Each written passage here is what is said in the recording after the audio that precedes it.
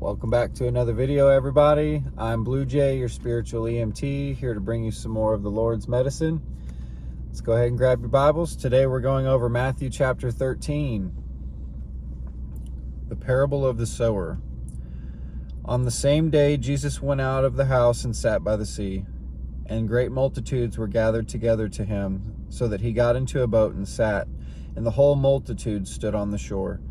Then he spoke many things to them in parables, saying, Behold, a sower went out to sow, and he sowed. And as he sowed, some seed fell by the wayside, and the birds came and devoured them. Some fell on stony places, where they did not have much earth, and they immediately sprang up, because they had no depth of earth. But when the sun was up, they were scorched, and because they had no root, they withered away. And some fell among the thorns, and the thorns sprang up and choked them. But others fell on good ground and yielded a crop, some 100-fold, some 60, some 30.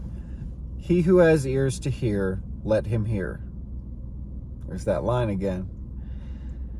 The purpose of parables. And the disciples came and said to him, Why do you speak to them in parables? He answered and said to them, Because it has been given to you to know the mysteries of the kingdom of heaven, but to them it has not been given. For whoever has, to him more will be given, and he will have abundance. But whoever does not have, even what he has will be taken away from him. Therefore I speak to them in parables, because seeing they do not see, and hearing they do not hear, nor do they understand. And in them the prophecy of Isaiah is fulfilled, which says, Hearing you will hear, and shall not understand, and seeing you will see, and not perceive. For the hearts of this people have grown dull. Their ears are hard of hearing, and their eyes have closed. Lest they should see with their eyes and hear with their ears, lest they should understand with their hearts and turn, so that I should heal them. But blessed are your eyes, for they see, and your ears, for they hear. For assuredly I say to you, that many prophets and righteous men desired to see what you see, and did not see it, and hear what you hear, and did not hear it. The parable of the sower explained. Therefore, hear the parable of the sower. When anyone hears the word of the kingdom and does not understand it, then the wicked one comes and snatches away what was sown in his heart. This is he who received seed by the wayside. But he who received the seed on stony places, this is he who hears the word and immediately receives it with joy. Yet he has no root in himself, but endures only for a while. For when tribulation or persecution arises because of the word, immediately he stumbles. Now he who received the seed among thorns is he who hears the word, and the cares of this world and the deceitfulness of riches choke the word, and he becomes unfruitful. But he who received the seed on the good ground is he who hears the word and understands it, who indeed bears fruit and produces some 100-fold, some 60, some 30. The parable of the wheat and the tares. Another parable he put forth to them, saying, The kingdom of heaven is like a man who sowed good seed in his field, but while men slept, his enemy came and sowed tares among the wheat and went his way. But when the grain had sprouted and produced a crop, then the tares also appeared. So the servants of the owner came and said to him, Sir, did you not sow good seed in your field? How then does it have tares? He said to them, An enemy has done this. The servants said to him, Do you want us to go to them and gather them up? But he said, No, lest while you gather up the tares, you also uproot the wheat with them. Let both grow together until the harvest. And at that time of harvest, I will say to the reapers, First gather together the tares and bind them in bundles to burn them, but gather the wheat into my barn. The parable of the mustard seed. Another parable he put forth to them, saying, The kingdom of heaven is like a mustard seed, which a man took and sowed in his field, which indeed is the last of all the seeds, but when it has grown, it is greater than the herbs and becomes a tree, so that the birds of the air come and nest in its branches. The parable of the leaven. Another parable he spoke to them. The kingdom of heaven is like a leaven, which a woman took and hid in 3 measures of meal till it was all leavened. Prophecy and the parables.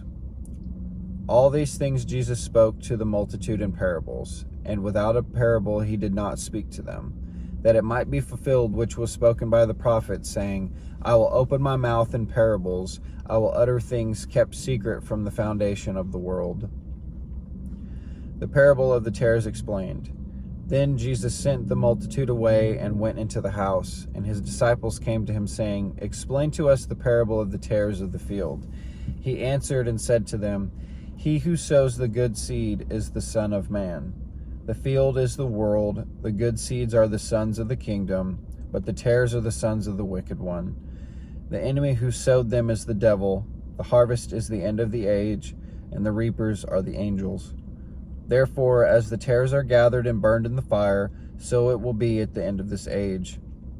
The Son of Man will send out his angels, and they will gather out of his kingdom all the things that offend and those who practice lawlessness, and will cast them into the furnace of fire. There will be waiting a gnashing of teeth. Then the righteous will shine forth as the sun in the kingdom of their Father.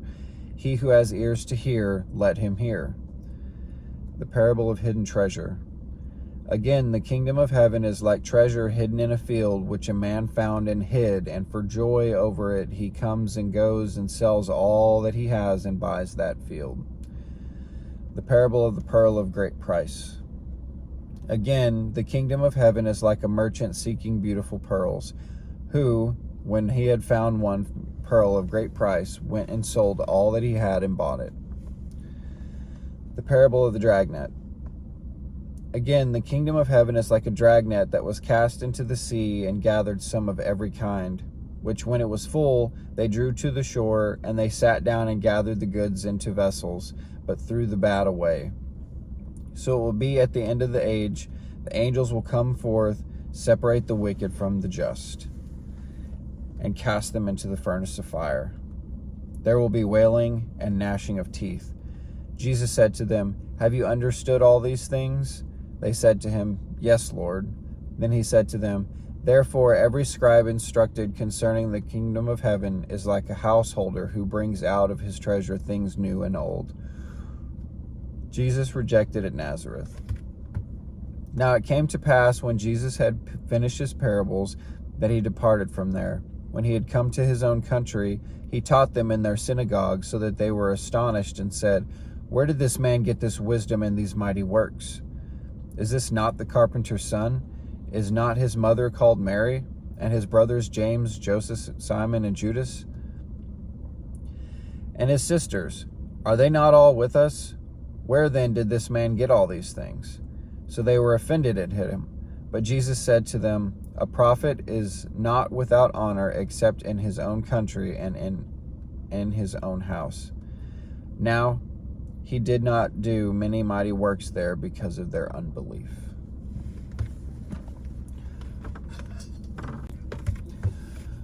Well, that was a very deep one with lots of different parables going in circles to describe pretty much the same thing. It's a very, very deep topic, but obviously we want to be bearers of good fruit, so we need to try to make sure that we are planted in good soil, which essentially means building a solid foundation of faith, trust, and belief in Jesus Christ.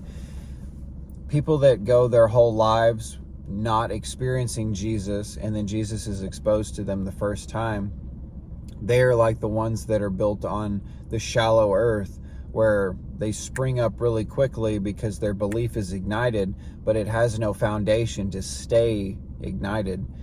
And over time, the seed, what you can do is pull seed from that seedling, the plant that is on its way out the door, and you can place that seed back in good soil, and you can give it the foundation that it needs.